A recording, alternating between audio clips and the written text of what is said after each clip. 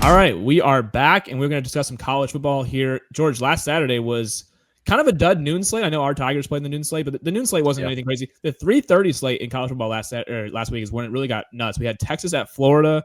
We got to see Arch Manning against DJ Lagway, two SEC quarterbacks who have really been struggling. We had the Penn State upset in Pasadena at 3:30. We had Vanderbilt, Alabama, which is interesting. Where do you want to start on that in that 3:30 slate? I mean, obviously Penn State. What happened to Penn State? Yeah, I think it's easy to start with Penn State, right? I mean, we didn't talk much about that Oregon game last week. We were doing a lot of baseball, right? But that was a huge loss, obviously, going back to last week. They needed that. That was a game that they've been gearing up for all off season. It's the whiteout game. They timed it perfectly. They've got a top 10 matchup with Oregon coming to town, and they just kind of looked flat, and they didn't look terrible. They were in the game till overtime, 2 overtimes, and it was a really nice play by the safety at the end. But I mean, that's not what we're here for. We're here for Penn State, UCLA. So this weekend I was actually in Athens on Saturday. I was watching the Georgia-Kentucky game. Georgia took care of business there, obviously. But I remember I'm getting back to the Airbnb, and it's like 6:30ish, and I'm looking at my phone, and I'm just what's the score? I'm looking at halftime, and it's like 27-7. I'm like, that's wrong. That's ESPN app is wrong. I'm looking at my CBS app. The stream won't load. I'm like, oh, this is just wrong. And I finally get down and actually look at the game, and UCLA is up by 20 points. And Jerry Neuheisel, son of Rick Neuheisel, obviously, is the offensive coordinator, making his debut as a coordinator. He's talking about he can't even fix the headset. He doesn't know how to work the headset. And UCLA has a huge lead, and I think Nico Iamaleava plays the best game of his career by far. And Penn State's linebacker injuries and depth just cost him a ton. But to me, it's like Penn State looked frazzled, and you can kind of tell after that Oregon game that, I mean, James Franklin is has a funny kind of mannerism about him. He sometimes is looking funny faces or whatever, but you kind of saw him after that Oregon game, and he's just staring out onto the field like this was a big one, and it kind of felt not just him, but his staff, they've been there. I think this is the 11th year now he's been there. And it kind of felt like Penn State is really feeling this one. And I didn't expect them obviously to go lose to UCLA. This felt like one of those games where you bounce back and you start kind of the comeback tree to build up for that Ohio State game they've got coming in a couple of weeks. But UCLA comes out with an interim head coach, interim offensive coordinator. Everyone's gone 0-4 on the year with like 40,000 people in the building. They look awful. And people are questioning, will UCLA win a game this year? They might go 0-12. They might go 0-12, and Penn State comes in there, and they get destroyed. And Jim Knowles' defense, he gives up 42 points against UCLA. Insane. I'm not even sure. I think they punted twice, if that. I mean, they were on them since the first snap. They were running the ball. They won the line of scrimmage battle, which is ridiculous to have to say. Unbelievable. And to me, it's just Drew Aller. I don't know what I'm seeing out of him. I think that there's something to be said about the offense that he's in. It's kind of an RPO run-based offense, and he's not a guy who wants to run very much himself. And he kind of did a few times in this game where he made some nice plays in his legs. Yeah, he made some nice plays when he really needed to, where they were really back against the wall here. But it just kind of feels like the scheme isn't his best friend, and some of these transfer wide receivers that they brought in just aren't quite doing the job they want him to do. I think Trevor Payne has been solid. I don't love what he's done so far. I think it's Kyron. I can't remember his last name at this point. Not Kyron Jones, that's the Virginia Tech quarterback, but it's another wide receiver. He's kind of been struggling as well. So, it just, to me, you could kind of see the panic in Penn State. And as soon as they went down in 27-7 a half, I thought, I mean, Penn State's coming back here. This is a game they're going to nail it in. And then they score a touchdown, they block a kick for a touchdown. All of a sudden it's 27-21. I'm like, they're okay, gonna win. Yeah, Penn State's going to figure it out. And then once again, they just kind of fall on their face. And it wasn't even turnovers. It was just UCLA they couldn't stop the run. They couldn't stop the run. And, obviously they were injured. They're missing some linebackers. But, I mean, the fact they played Nico Iamaleava like that is ridiculous. You can't let him run for 10 yards a carry on you, 160 rushing yards. I mean, after the first half, you gotta mix something up there. Let your corner sit on an island, load the box or something. But you have to trust your talent at a certain point. And it kind of, to me, seems like, James Franklin talked about he's got the best roster he's ever had. And it doesn't seem like he believes that. It seems like he's trying to overcoach a little bit. And he doesn't really trust Drew Aller. And I think that Drew Aller, he's a guy I don't want to compare him to him because, this guy gets a lot of hate, but, he kind of reminds me of DJ Uiagalelei just a little bit. You kind of saw DJ in that Clemson offense, and he won a lot of games. He wasn't a bad quarterback for Clemson, but he didn't have the quick twitch. He didn't have kind of the quick hitter passing that we wanted him to have. And it kind of seems like in a similar way, that's what Drew Aller is to Penn State. And I think you kind of see him throw the deep ball and it looks incredible. And you have to you can only set up like one or two of those every game. But, when you're not setting it up because the run game has not been totally what it's supposed to be, Nick Singleton has kind of been missing almost.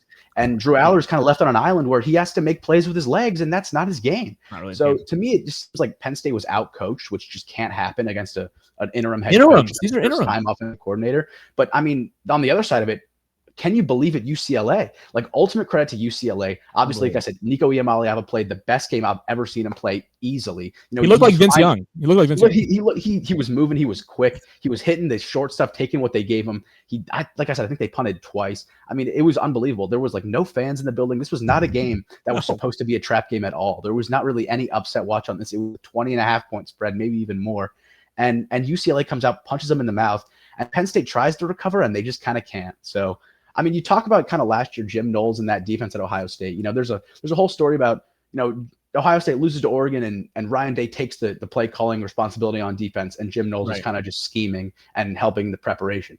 And you kind of wonder, is that kind of what's happening here? Is Jim Knowles the right guy? And I know they paid him a lot of money, and he's a very, very good coordinator. But it just kind of seems like maybe there's something to be said about the way Jim Knowles' offense runs, or Jim Knowles' defense runs, I should say.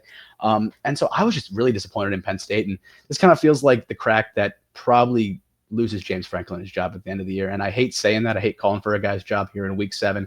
But it's been a long time coming. They've been struggling in these big ones. And this wasn't a big one. This was one that they needed, and they just didn't get. No, at the end of the game, I had a 4th and 1 play call that completely got blown up, and then my Penn State buddy my Penn State buddy was like, "What was that?" And I was like, "It's maybe James Franklin's parting gift." That was a nightmare. If you remember, that was the Oregon overtime play call that worked when they handed it off to Pena, and Drew decided to keep it on that one because it kind of got blown up. But you could see UCLA's watching their tape. That's a better coached team, a more disciplined team, and.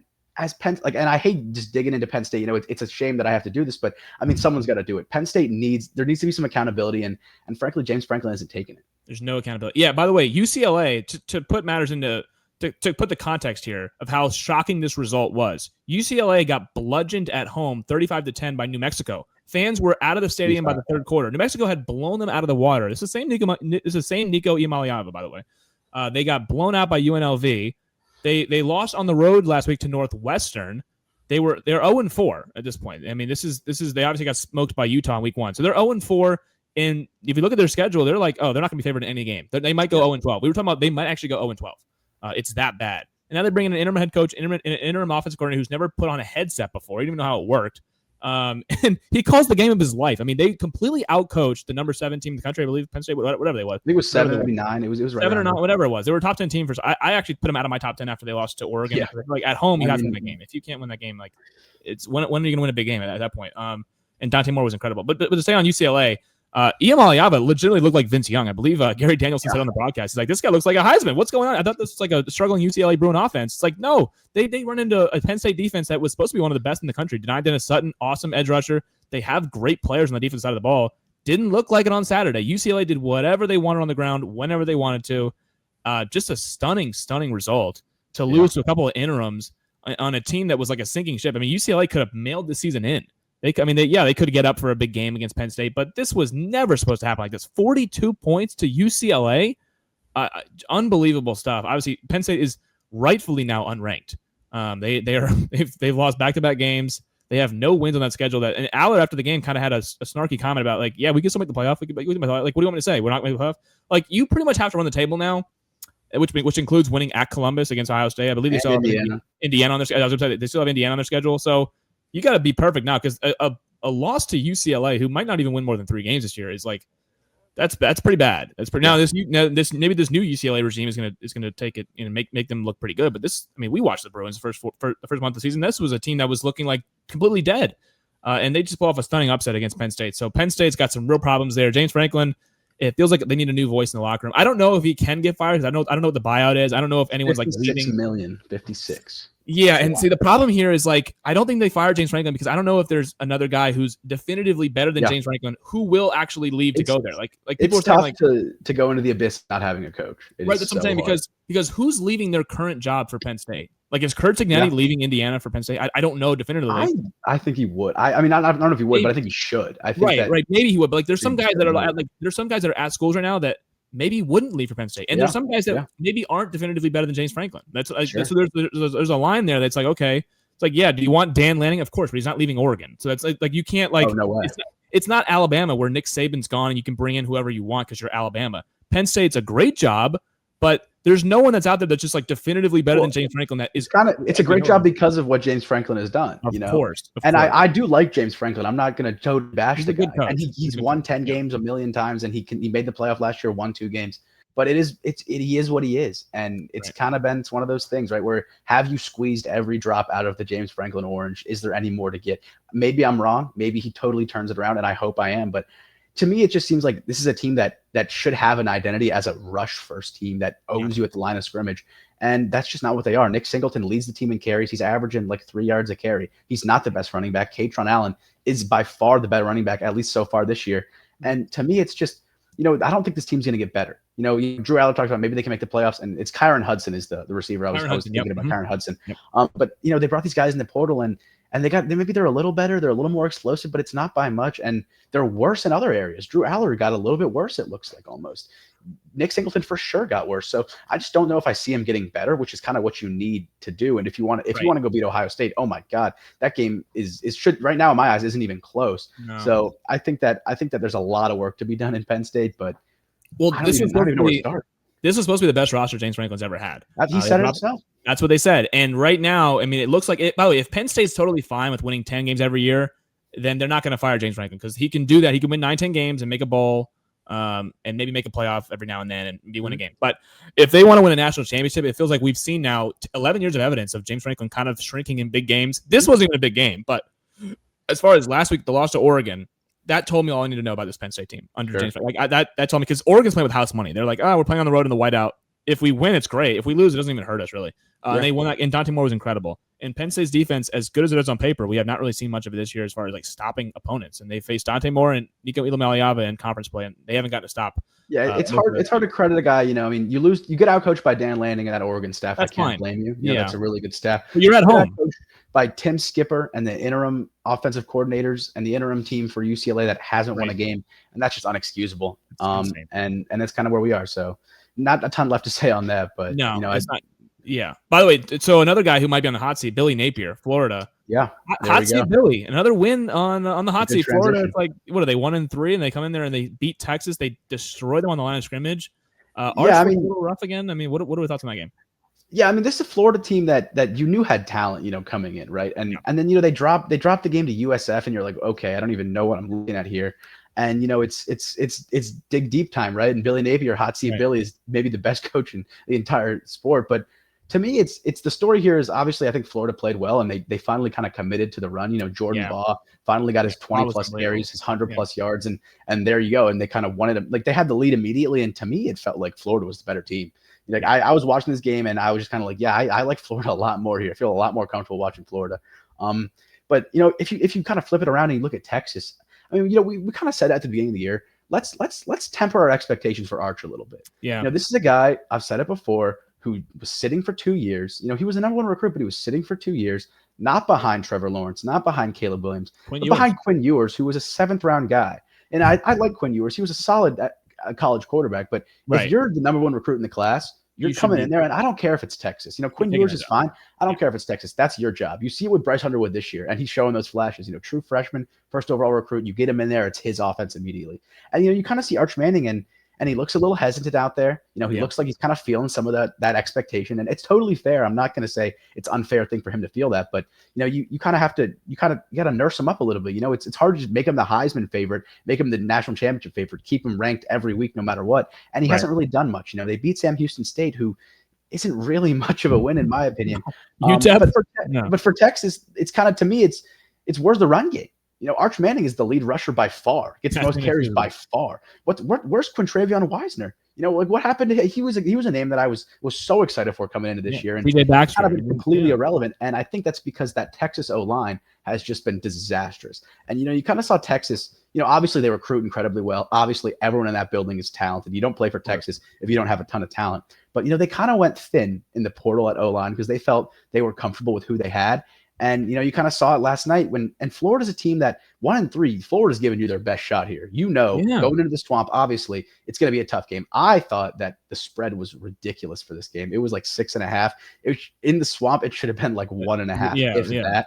And that's even if you're favoring Texas, Right. And so I think it's time we start to temper expectations a little bit for what Arch Manning is. And like if you kind of remove yourself from it, if he's not Arch Manning, Joel Klatt talked about this. If Ty Simpson's name was Ty Manning, he'd be the Heisman would be his. The Heisman would already be his. Yeah. And if Arch Manning's name was Arch Simpson, he would just be one of those guys who's like, well, he's kind of underperforming this year, but he might get better. Right. So I think we as a collective need to recognize what's going on here. But also I need to see a little bit more out of Texas, and I trust that coaching staff. I think Sark is great. But credit to Billy Napier in Florida. Once again, they play great with their back on the line. DJ Lagway kind of finally figured out a little bit. He did have the one pick, but outside of that, he was very good.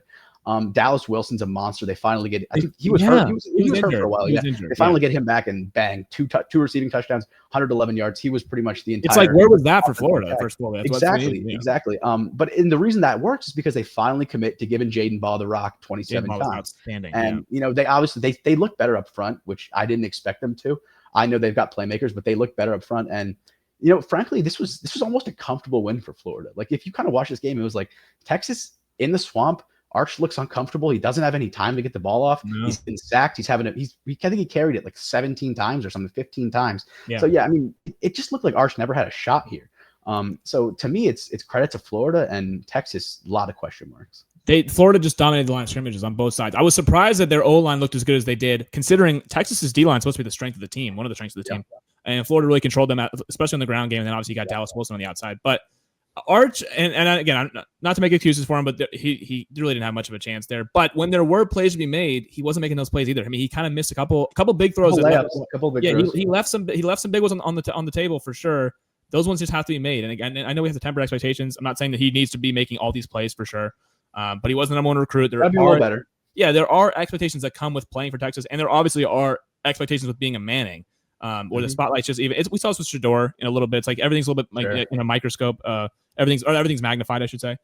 So yeah, those moments, and now you got Red River next week for Texas, which is a must-win game. And Texas opens as a favorite in that game, right? Because Mateer's injured. Mateer's injured. But I'm hearing that might be baked in a little bit, like he's coming back because he looks to be trending towards playing. Right, it's the hand injury on the throwing hand, but we'll see. Yeah. With a healthy Mateer, I think I like Oklahoma a lot. Because we've seen how Oklahoma's defensive line's been this and Venables calling plays. I mean, there might not be a better defensive play caller in the country than right. So if you're Arch, it's not like an easy turnaround here. You've already been struggling. Your O-line's getting whooped up front. This is the SEC for you. Here comes R. Mason Thomas and the Oklahoma defensive line with Brent Venables calling a bunch of crazy stuff it's gonna be tough. Like the Red River might be very low scoring, especially if Mateer doesn't play, and it is Michael Hawkins. And Michael Hawkins, he looked good last week against Kent State, so they were able to get through Kent State without John Mateer. But obviously, different beast here with Texas, who still has awesome athletes. So huge Red River game, but Texas already having 2 losses. If they lose if they're 3-3, you're missing the playoff. I mean, we even saw 9-3 Bama last year couldn't make the playoff. So if you're 3-3 before, they still have to go to Athens at the end of the year, or towards the end of the year. They still play Texas A&M at the end of the year. So if Texas lose this game, the season's over if they don't win. I think Texas is arguably closer to 8 wins than they are 10 wins. The way I feel right now, I don't feel comfortable for them winning 7 straight games to end the season. That's what they're required. It's the SEC for you, and it's not going to be easy. So no, it's not going to be easy. So we can touch on the last one here. Florida State was the nightcap. It was the battle of the Sunshine State. Who's the best team in Florida? Because obviously the Gators did not look like the best team in Florida, maybe until Saturday. But Miami ranked 3 in the country. Florida State ranked 18th in the country. I'm glad that we had this rivalry back because the last few years, these teams have never played against each other when they're actually both good at the same time. So both being ranked in the top 20 is fun. Miami looked like the significantly better team in this game. The final score was not really as indicative of like how lopsided the game was. That's the first thing I've got is it was 28-3, and the game was over. And then Miami kind of did. Mario Cristobal tends to do this when he gets up and he gets. It's his favorite thing. It's his favorite thing. Then they finally defensively they had some busts. They kind of allowed some big plays on 4th down. It's like they weren't really playing gap integrity football. And it's like but the game was kind of out of reach. And at the end of the game there, Florida State kind of got some field goals, it was a lot of whatever. But 28-22, Miami gets the win on the road. It's their first road game, so we got to see Miami. How do they really look away from home, away from the friendly confines of Hard Rock? And they think they passed. I think they passed the test. I mean, Ruben Bain and Akeem Mesidor just continue to get after the quarterback and make life miserable for the opponent, the opposition quarterback. And then if you're Carson Beck, this might be the best weapons you've had since obviously Lad McConkey and Brock Bowers. I mean, this Tony kid, is he ever going to lose? He's never going to lose a foot race. I mean, they had like 4 Knowles that were trying to track him down, and it's not happening. He's that lightning quick. So Miami's got some dudes up front as well. We know how good they are in the trenches. Obviously, Mario Cristobal builds that team through the trenches as an offensive line coach. So yeah, what were your thoughts on that Miami passing the road test for the first time this season? Yeah, I mean, like you said, I don't think this was as close as the score says. It was 28-22, like it was 28-3 at the beginning of the fourth. But credit to Miami. I think that Carson Beck might be like my Heisman if I had a vote right now. He's been so good. I mean, a couple picks, but outside of that, he's been stellar. Yeah. CJ Daniels and Malachi Toney is arguably the best wide receiver duo in the country. I think that Jeremiah Smith, Carnell Tate is right there, obviously. But I mean, like those two guys are just playmakers. They both had 2 touchdowns. They were all of the touchdowns. And, Miami didn't really run the ball great, but they didn't need to because they kind of just ran away with it immediately. Yeah. For Florida State, obviously coming off that tough loss last week at Virginia, credit to Virginia, obviously, they kind of is one of these where if you win this game, you're like almost just right back. You just bounce right back. You're totally fine. And it just felt like they were kind of they didn't really have a shot. Outside of that fourth quarter, I think Deuce Robinson was the only receiver to have a catch. And I think they said that on the broadcast. And then the fourth quarter, it was kind of some garbage time, string a few things together, a bunch of onside kicks. And Miami just kind of ran it to melt some clock. But, I was really just mostly impressed by Miami here. I thought that kind of all facets, they were better. Obviously, you'd like to see him put them away a little more, maybe kick a field goal and grow that lead by a touch. But, I mean, it was never really in doubt here. This was not a game where I was worried about. But, credit to Cristobal, credit to Carson Beck. He made a lot of these right moves. Some of these portal guys. Daniels is another portal guy. Beck's a portal guy, and they've got Ruben Bain. Obviously, he's homegrown. But I mean, they're like this is a team that's super talented, and I think you can make an argument for the number 1 in the country team. Like them and Ohio State are probably 1 and 2 in my eyes. I was gonna say watching this game, it felt like I think Miami has more talent than I gave them credit for. Heading into the game, because obviously you saw Florida State get the field goal on the first drive. They're amped up. They're at home, and then as the game progressed, you're like, wait a second, Miami's just way better than them. Like they have better athletes. They're way more physical. They're way more physical than Florida State. So I was watching the game obviously before that fourth quarter because the game was kind of out of reach. After it got 3-0 Seminoles, I was like, okay, Miami's just like the significantly better team. It looks like maybe it'll be a close game because you never know. It's a rivalry. They're on the road. It's in Tallahassee. It's in Doak. But to me, watching the game with my eyes, I was like, okay, Miami just has better players. Like they have more first rounders. They have the better quarterback of the. They kind of just took the environment out of it. They took the environment out of it. There's 2 veteran quarterbacks here. Carson Beck is in his 5th year, I believe, and Castellanos, I believe, is also in his 4th or 5th year. Yeah. So it just like the better veteran quarterback is Carson Beck. He's making a lot of good decisions. Castellanos threw a couple balls into heavy traffic. Miami safeties played really well as well. So yeah, it just feels like Miami had better players, and I thought Cristobal is usually he loses these kind of games where he has the better team, but he kind of falters late in the game. Yeah. They were able to hang on and win a relatively comfortable as it can be 6-point win. But yeah, Miami really impressive. I think them, Ohio State, and Oregon, whatever Oregon. Those three teams are head and shoulders around. Yeah, because right now in college football, I'm like, is there any dominant team right now? It doesn't really feel like it. It feels not like dominant, definitely not. But it feels like Oregon, Ohio State, and Miami are kind of separating themselves. I think if Julian Sayin is what we want him to be as a fan base or as a collective, then they will be dominant. But you just don't know. For me, what was interesting here leaves me more questions about Alabama, and maybe that was just a 1-game fluke where it's like, what happened, but it just felt like Florida State was so much better than Alabama. Yeah. And then we look back, and Alabama all of a sudden just ripped off like 5 in a row. So, so I don't even know, that might've just been a fluke. But another question is, did you know Miami doesn't leave the state of Florida for a football game until November 1st? November 1st. And that is for one, some absurd scheduling. I saw that. Scheduling. They've got, it's because it was, all the Florida games, obviously. And then they've got 2 more home games, then a bye week. And then I think is it Boston College or no, I don't even know. Maybe Wake Forest. They go just an ACC conference game, I think, on November 1st. So they don't really have a challenge until then. It seems like they just get to be comfortable. Obviously they end the season Virginia Tech away and Pitt away, which are both tough games. But I mean, this is a team where, like we talked about earlier, if they come out and they're 5-0, it's like everything's clicking. They've had clearly they beat Florida, they beat Florida State. They had all these great wins. USF, you got to credit USF. So I mean, Miami's been great so far, and I've been super impressed with them. Yeah, I mean, those last 2 games at Pitt and at Virginia Tech, those should be cold games. We know how Mario Cristobal is historically struggled with November road games in cold weather. I know Syracuse was a dome last year, but when they travel upwards and play northern teams late in the season, they have struggled. This goes back to the Dolphins had the that's what I was saying. The Hard Rock teams. Yeah, they the same don't issues. They don't love the road. They like playing in Hard Rock, and thankfully for Miami, they had their first 4 games all at home. Yeah. They played their first road game is another Florida team, so they played a lot of Florida teams. They don't even leave the state. So yeah, very very favorable schedule there as far as ACC. But they have played a good non-conference. It's not like they played nobody in the non-conference. Obviously, they played Florida and they played USF. Yeah, those are 2 good wins. Those are 2 good wins, and they obviously played Notre Dame in the non-conference. So they have 3 non-conference. So it's a legitimate schedule. But as far as ACC goes, we've seen some tougher ACC schedules. No doubt about that. Like they're kind of in the clear. They only have 1 tough game left, and it's SMU. Outside of that, they'll be favored in every. So they'll be favored against SMU as well, but they'll be favored in all those ACC games. Obviously, the rest of the way. Yeah, they should be walking to Charlotte if we're being honest. Yeah, they don't even play Georgia Tech. I mean, obviously Georgia Tech can kind of punch them in the mouth. They did it last year, but they don't even play them. They might not play them until Charlotte. So Miami's got a clear path to making it to ACC championship game. So yeah, we'll move on to some NFL stuff now. There's a couple games that I know you wanted to hit for sure. Yeah. So which one should we start with here?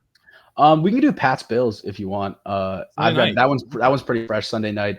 To me, it's just Drake May. Welcome to the show. Welcome to the show. I mean, the Pats. I was so impressed. It was floating around a little bit. Vrabel. The spread on this was 7.5, which I thought was a bit wild. I know it was at home divisional on Sunday night with the whiteout, but it's a divisional game, and Drake May's a baller, and Mike Vrabel's a baller. The Pats have a bunch of just dudes on that team. Stephon Diggs in a revenge game. I don't even know, but he's going to give you everything he's got. So to me, this was just Drake May, great job. The Pats, great job. I thought, it was a great environment, like I said, and the Patriots were level-headed. They didn't really turn the ball over. Obviously, Ramondre Stevenson has to fumble at least once a week if it's an actual football game. But, I thought Josh Allen was fine. I thought the Patriots did a great job kind of containing him and forcing a couple of those, we haven't really seen some of those reckless Josh Allen throws. Right. We saw a few of those on Sunday night, and one of them resulted in a pick, obviously. Credit to Vrabel, by the way, yeah. Credit to Vrabel. And, it was floating around like Vrabel's never lost by more than, I think, 5 points on prime time. And so to me, 7.5 was crazy. But that's why they put the line out there for a reason. And the Patriots didn't just cover, they got it done fully. So, I was super impressed by the Patriots. I've been pretty impressed by the Patriots all season, really. That Steelers game, it's obviously stings, 5 turnovers. But this is a team that could easily be 5-0 if they lost to the Raiders and the Steelers and they beat the Bills. So, the Patriots are playing really good right now. And I kind of want to hear your take on it too. Yeah, by the way, the Patriots, they're not only 2-0 in the division, they're 2-0 in the division on the road. They've won at Miami and at Buffalo. So winning outright divisional road games early season is important because you're going to get these teams at home later in the year. Yeah. So really impressive stuff. I thought the story of the game, though, and 100%, you got to credit Drake May. He was kind of a coming out party for him. He was really good. Stephon Diggs was really good in the revenge spot. I thought the story of the game, though, and it often is with these teams that are better than their inferior opponents, they kind of lose the game. I thought it was Buffalo 11 penalties for over 100 yards. Yeah. You can't in a divisional game. You cannot beat a divisional opponent if you commit 11 penalties at home. I know Buffalo we played them close on primetime in again another Buffalo home primetime game. Yeah. They've already had a home primetime game against Baltimore, Miami, now New England. They've looked a little bit almost uninterested. And for a divisional game, it's like, why? How is this possible? I know even against us, they kind of let us hang around for way longer than we need to be. Planned down a little bit. In the Saints game, you kind of saw the Saints game, they played down the competition. It's very strange. Yeah. After that Baltimore win, they smoked the Jets. It's just like they've kind of been taking the foot off the gas a little bit. Yeah, people are talking about because Josh Allen has kind of made steps to be a more conservative quarterback where he's not going to turn it over as much. Yeah. But a little bit of that takes away kind of that Superman ability where he's just going to rip off a scramble for 60 yards or just lob it into double coverage for Keon Coleman.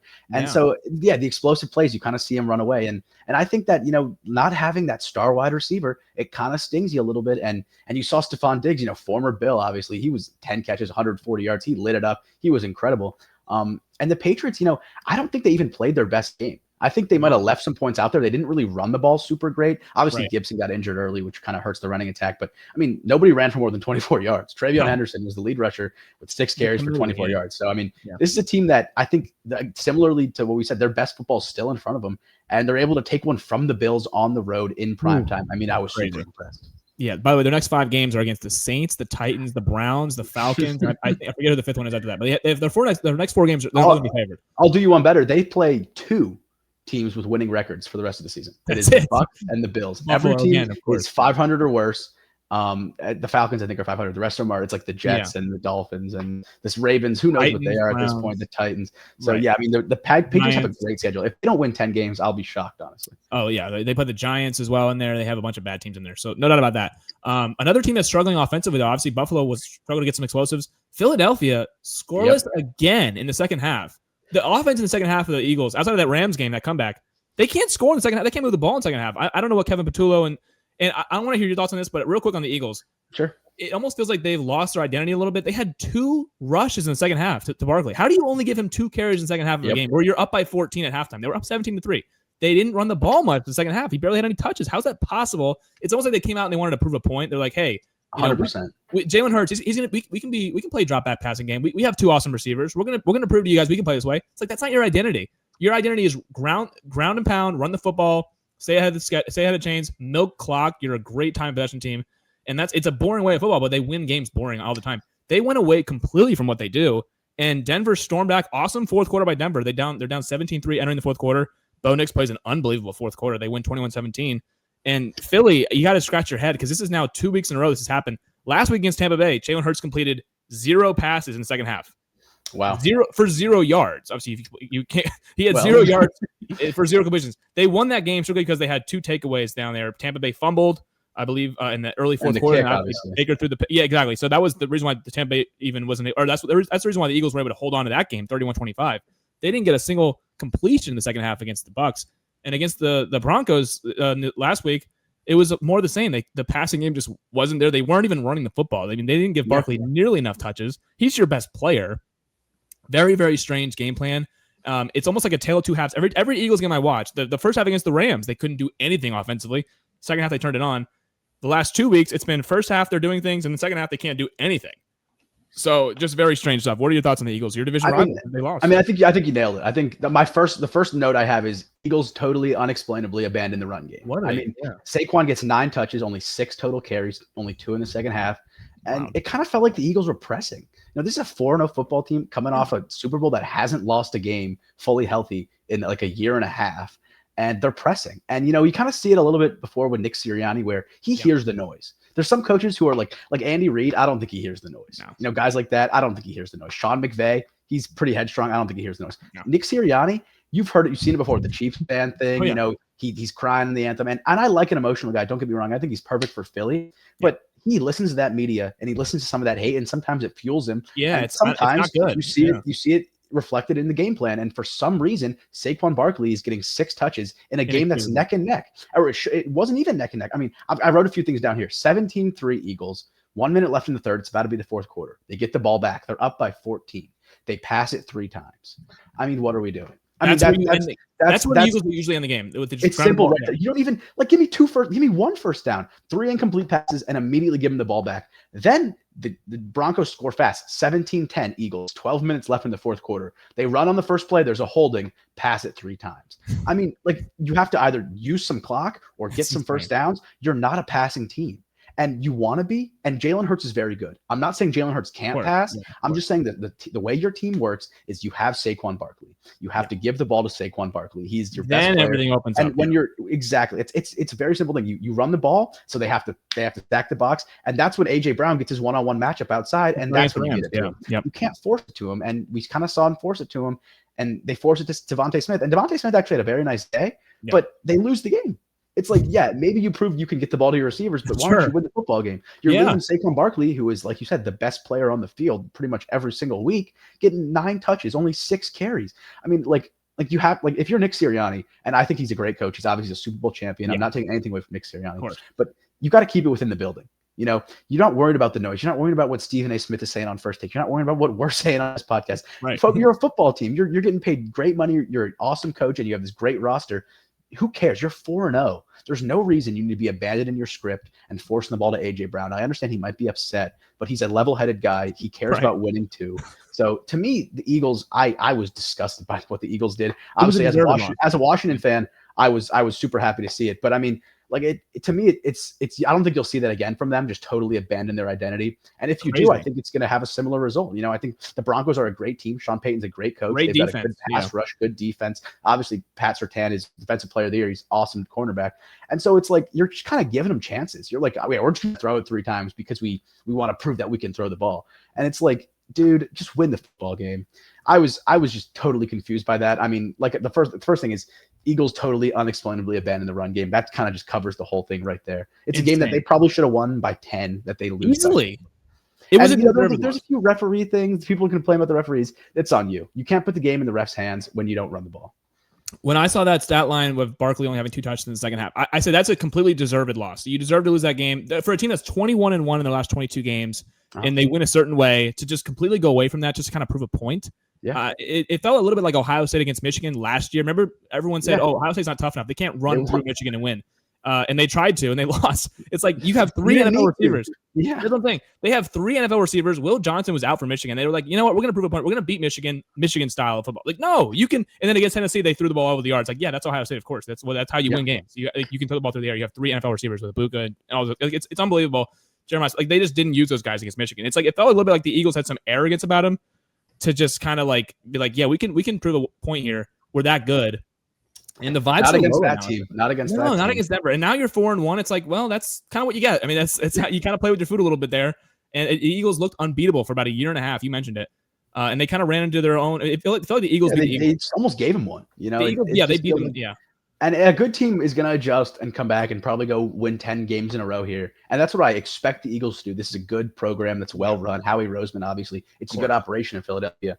But, like, you can't have games where it's a totally – and, we talk about narrative games. This was a total narrative game, and they let it seep into their planning, and it cost them. Like, it's almost like a gotcha game where, like, the media beat the Eagles. Yes, exactly. It was weird. Yes, 100%. No, and to shift focus here to a game where all offense in this game was Tampa Bay and Seattle. Awesome what a game. Quarterback duel this was. Yeah, because, I mean, Baker and Darnold, same draft class, same thing. This was an incredible game. I think if 2 journeymen. Yeah, exactly. 2 journeymen. But Colin Cowherd said it yesterday on the show. He's like, if you never watched Baker in Cleveland, if you never watched Darnold in New York, and you just watched this game for the first time, you would think that we would be watching Tom Brady and Peyton Manning. That's how unbelievable they were on Sunday. The Bucs are 4-1. The Bake Show, another come from behind win. They were down 7 with 2 minutes to go. They come back and win it by 3. The Bucs are 4-1. The vibes are high. They play San Francisco next week, who I also want to just real quick touch on.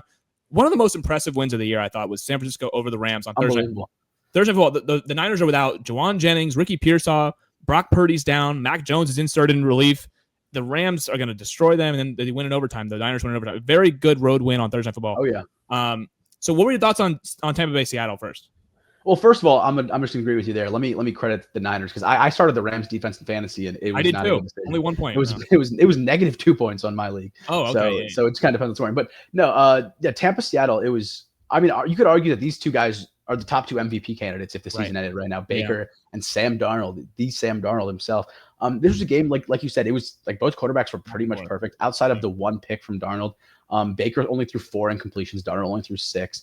And you just saw 2 absolute dogs at receiver, and Emeka Egbuka and Jackson Smith-Njigba just take over the game. These 2 Ohio State Buckeyes just absolutely take over the game, and it was so fun to watch. It was the 4:00 slate if I remember correctly. Yeah, 4:00 slate. And obviously, I'm watching the Washington game, and I'm keeping an eye on this one. And every time I look back, touchdown. And then obviously Tampa gets the last possession, so they win. But like it was such a good game, and I mean, there's not a ton to say. It just kind of felt like a spot where. I really liked Seattle, and they've got a defensive head coach, and it felt like they got a good defense too. Tampa's hurt a little bit. They didn't. They ran for 56 yards. They didn't really run the ball, and they had no Bucky Irving. Remember, they had no Bucky Irving. They control Seattle was kind of able to control the line of scrimmage, but Baker. I mean, you saw I don't know if you saw the clip of the fan riling up Baker. He was kind of riling up. That's the last thing. I mean, that's on you. That's just on Seattle. Like if you're giving Baker he's about to walk out. He needs that edge. He's the guy who he loves that chip on his shoulder, and you're just gonna go ahead and call him just terrible things to his face. He's gonna go dice you up, and that's exactly what he did. But it was such a fun game. I mean, it wasn't a lot of sacks. I don't think Sam Darnold got sacked a single time. No. Like it was just a back and forth flamethrower, awesome football game. So I mean, I didn't think Tampa was going to win this one. Honestly, I thought that Seattle was kind of in a spot where they're a home team. Tampa's still pretty hurt. Not don't have RB1, don't have wide receiver 1. Mike Evans, don't have Mike, obviously, and their defense is good, obviously, but it's not some of the other Tampa defenses in some of the seasons past. And their defense didn't need to be anything today because they got Baker Mayfield, and Baker's just going to go ahead and 4 game-winning drives for the Bucs, and all 4 of their wins. So it's just unbelievable stuff. Now, Tampa Bay plays San Francisco next Sunday at the 4:00 slate. So it's 4-1 versus 4-1. I do want to hear your thoughts. Who would you start? Mac Jones or Brock Purdy? I'm obviously you paid Brock Purdy, so I mean if he's healthy, he probably gets to start. But right now, how could you take Mac Jones out of the lineup? He's in relief. He's 3-0 in relief. I don't know. What would you do if you're the Niners if Mac Jones is playing the way he's playing? You're 4-1. Do you give Brock Purdy another week? Like I don't know. It's so tough to say. But the thing is, if I'm the Niners, that means I'm Kyle Shanahan, and I think Kyle Shanahan knows the answer to that question. And I don't know what it is, and whatever I say is probably wrong.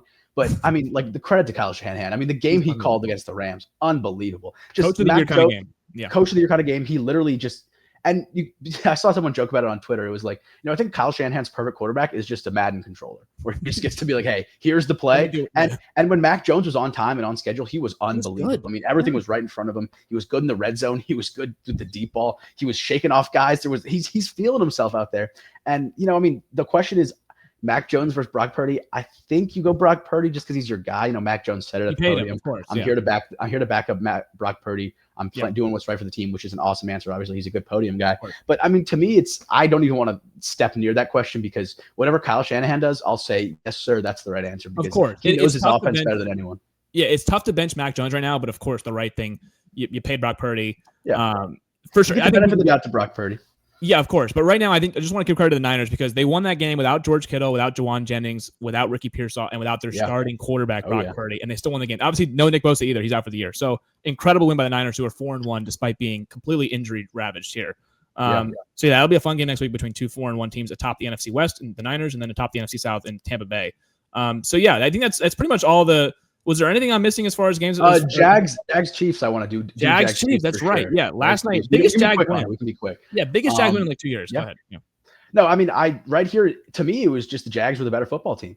I thought that Trevor Lawrence was, you kind of got the perfect Trevor Lawrence game. I saw that. It was like, even when he scored the winning touchdown, he kind of fell over like twice. But the Jags moved the ball great. Obviously, the end zone, the fumble at the 1 yard line is unfortunate. It's one of those plays where you got to get that in somehow, and you just get a little bit unlucky, a little bit bad decision from Trevor there. But they moved the ball great. I thought the defense I was pretty impressed with. I mean, we talked about earlier in the season, what is the Jags defense? That is the question. The offense has a lot of playmakers. Right. I like Liam Cohen a lot, but what is the defense? And they weren't perfect tonight. Mahomes looked pretty solid, but you saw Devin Lloyd. 99-yard pick six. That's the difference. That's the game. Play like that is the difference. And I just thought the Jags were the better team today. They were missing Trayvon Walker. And they didn't look like it on defense, and they looked fine. I mean, 14-0 lead for the Chiefs. They'd never blown a 14-point lead before with Patrick Mahomes. They were 23-0, and here we are. The Jags just come right back into it. A couple nice plays, a couple missed calls. That the pick from the Trevor Lawrence pick was an absurd miss pass. DPI, DPI. That was unbelievable. I couldn't believe they didn't call that. And I think we need to start having some kind of conversation about reviewing pass interference. I know this is not the point here, and if you can review pass interference, they'll review every single play. So I understand timing wise, but maybe like you get one a game, maybe there's something, because that can't happen. That's just egregious. But the ultimate credit goes to the Jags here. I thought even with Mahomes looking very good, the Jags went stride for stride with him. Liam Cohen had a great game plan, and they executed it. They did exactly what they needed to do. They ran the ball enough. It was a lot of Trevor Lawrence doing it with his legs on his own, which is exactly what you needed to be that kind of that +1 running. But the Jags played great, and the Chiefs here, 2-3 with playing the Lions next week. That's a huge game. Because if you dropped that, the Lions are probably the best team in football right now, the way they're playing. If you dropped to 2-4, and this division, the Chargers, obviously they lost this week, but that's a good football team. The Broncos with a big win. I mean, if you drop to 2-4, you're still making the playoffs, I think, with Patrick Mahomes, but you don't feel great about it. You don't feel great about it. It's definitely an uphill battle. So credit to the Jags in this one. I thought they were the better team. They were the less penalized team. And so, a lot of questions in KC right now. Yeah, I thought the difference of the game there was that 99-yard pick six. The Chiefs do not lose 14-point leads, and they would not have lost that game last night had it not been for that pick six. That's a 14-point swing. Obviously, the Chiefs are going in to score, 100%. And then obviously the Jags go in and score the 99-yard touchdown. Trevor Lawrence got the whole experience yesterday. I mean, he missed some layups. I think Aikman was like pulling his hair out. He missed ETN like a wide open. It would have been a walk-in touchdown. But I think the difference of the game was Trevor's legs. Jags needed that badly for him. Anytime the Chiefs brought a blitz, because the Chiefs really couldn't get to Trevor. They did a good job protecting him until the Chiefs brought blitzes, but then Trevor just, was like, all right, I'll just run. And he was able to convert a lot of third downs with his legs, with his feet, extend drives. And on that last drive, you got the whole experience for Trevor Lawrence. He had that big throw to Brian Thomas Jr.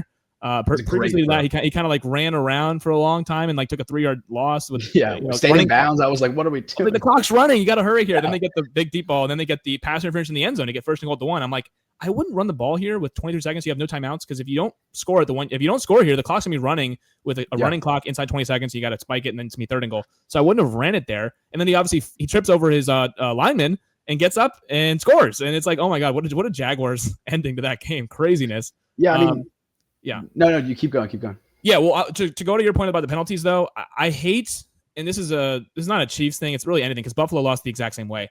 taking the ball out of the end zone inside of 25 seconds when you have Josh Allen on your team, that ends the game. Yeah, holding ends the game. I wouldn't even take the ball out of the end zone because you're running time off the clock. So you ran about 8 seconds off the clock, which when Mahomes got the ball back with 23 seconds, I said he can get into field goal range. 3 timeouts, 23 seconds. Then you take the ball out of the end zone, takes off 8 seconds, and then there's a holding on top of it. Why even risk taking the ball out of the end zone at that point? The only thing that you could possibly gain is if he houses the return or gets it out near midfield. Other than that, you're wasting time. And if you get a holding like Buffalo did in their game against Sunday Football, you end the game, essentially. You can't win the game if you have a holding because it takes up 8 seconds and you're moving back inside the 20-yard line. So it's like, just let the ball go into the end zone. I know it might not go into the end zone. It's going to go into the landing zone first, but it's going to eventually bounce in the end zone, and you're going to get the ball at the 20-yard line. And that's fine. I'd rather have the ball at the 20 with 23 seconds than risk a holding and have time come off the clock. I know Mahomes. I know Mahomes with 3 timeouts with 23 seconds can actually make that happen, but not with 15 100%. Seconds and not with a holding call. So there's just the risk reward there. I'm so over people taking balls out of the end zone late game. Just trust your quarterbacks. I mean, you have superhuman quarterbacks, but the Chiefs they definitely deserve to lose that game. Obviously, you get the pick six at the end. They had a few bad penalties on that last drive to aid Jacksonville first downs. Correct penalties for sure. The DPI, the guy didn't turn his head around on the Brian Thomas Jr. ball, and then they had a holding in the end zone, whatever it was. So the Jags definitely deserve to win the game. Credit to them. Yeah, I don't know how real the Jaguars are, but they're 4-1. So it's tough because they played a couple of weird ones, and then this is a game where football's a three faceted sport: special teams, offense, defense, special teams, right? And to me, the offense and the defense were pretty comparable. It was a close game, couple swings here and there, but the Chiefs' special teams is absolutely what cost them the game. We talked about 2 holding penalties on kick returns. It was the same guy twice, and then kind of gets overshadowed because it wasn't the final drive. But during the Jaguars march down the field, it's a kickoff out of bounds from Harrison Butker to the 40-yard line, and you just can't have that. You're cutting the field in half pretty much. So to me, it's the Chiefs need to be more disciplined. Over 100 penalty yards, and 3 different penalties on special teams. The same thing as Buffalo. You can't win that way. No, exactly. You just can't give it up on special teams. And to me, I think that both the Chiefs and the Bills played a team that is probably worse on paper. Yeah. But the game's not played on paper. The game's played on grass. The game's played on turf. And when both the Bills and the Patriots and the Jaguars are both ready for the challenge, and they capitalized, and they both deserve their wins. Yeah, and Buffalo and Kansas City both committed over 100 yards of penalties. You're going to lose those games. That's very un-Buffalo and un-Kansas City like. Yeah, but you got to be ready. Both teams lose in prime time, and they'll be fine. But ultimately, big wins for New England and big win for Jacksonville. They're both in the playoffs at the season ended today, so good wins for them. But yeah, that's all for this episode. Great episode. We got some MLB in there, some college we got to look forward to this week. We got Red River to look forward to this week. Obviously, it's gonna be a good one. Oregon, Indiana is where game day is going. That's gonna be a really nice one as well. And NFL, we have another awesome slate this week. So it's Lions Chiefs. You already highlighted it. That's gonna be a great one. Your Bears and your Commanders against the Bears on Monday Night Football. We know how awesome that game was last year. We got a lot of tension for that one. I'm excited to see because, dude, and we didn't talk much about him. I'm gonna get my little minute here on Jaden. Jaden Daniels is back. Jaden Daniels is back. We started off a little bit slow, but he's back, and I'm excited because Monday Night Football primetime is gonna be a good one. Yeah, year 2 Jaden Daniels. I'm excited to see him back in a standalone game on primetime. 49ers Bucs is gonna be another awesome 4:00 game. We got another London game next week, so it's gonna be a good slate for sure. But yeah, that's all for this episode. Thanks, George, for talking some ball with us today. Yeah, of course.